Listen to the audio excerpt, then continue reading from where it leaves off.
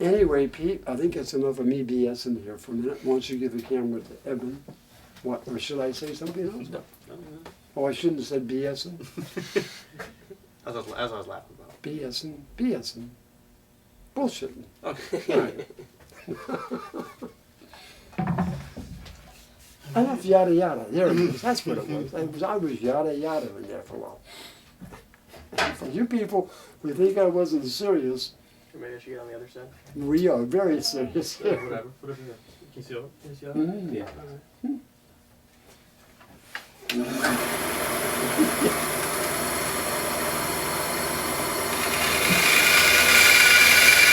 Oh, Peter, there's another way to do this.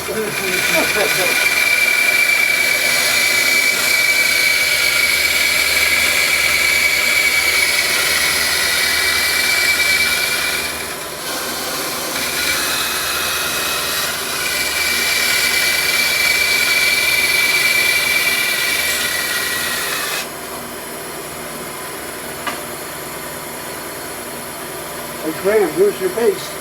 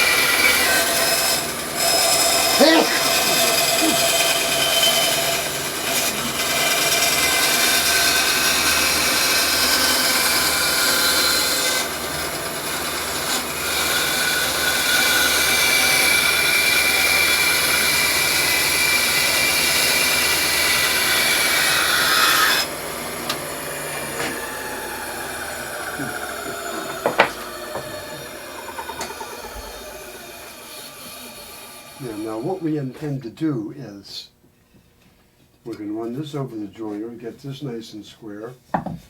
We're going to run this over the joiner, get that nice and square.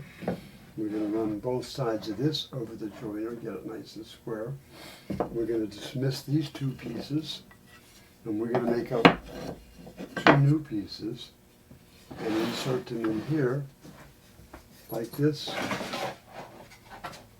and it'll be a base again, okay?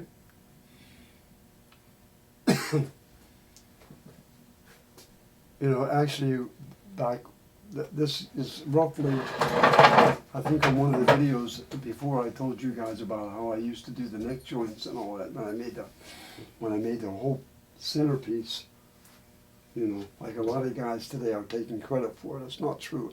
I was doing this stuff way back in the 70s. You know, when I first started making the bases, I make them the way we do now. Make a body, make a neck, and set it in. And then there was a time, I went over this before, but this is very clear now because you can see it better. When I made some of those bases in around 1977, 78, I did that, I think, where I had the neck with no headstock on it, just straight out. And I had this part of the body all the way up here without, you know, the same width as the neck, tapered out. And then I glued the sides onto it. And that's how I made the neck joint back in those days.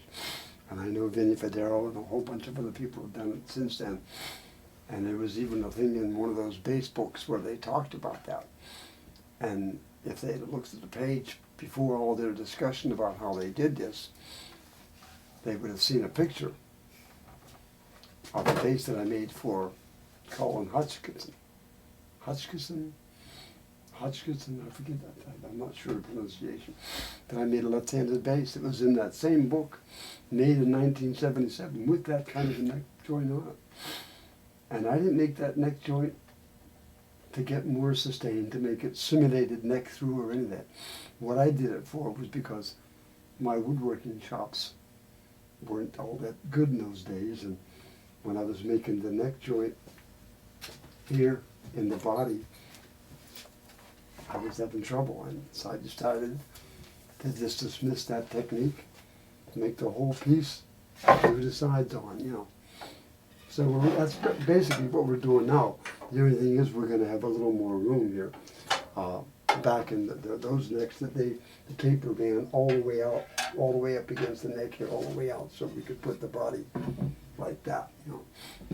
This is going to be a little different. We may have to go down more. Is that going to fit in over there, Pete? I think so. No? I think so.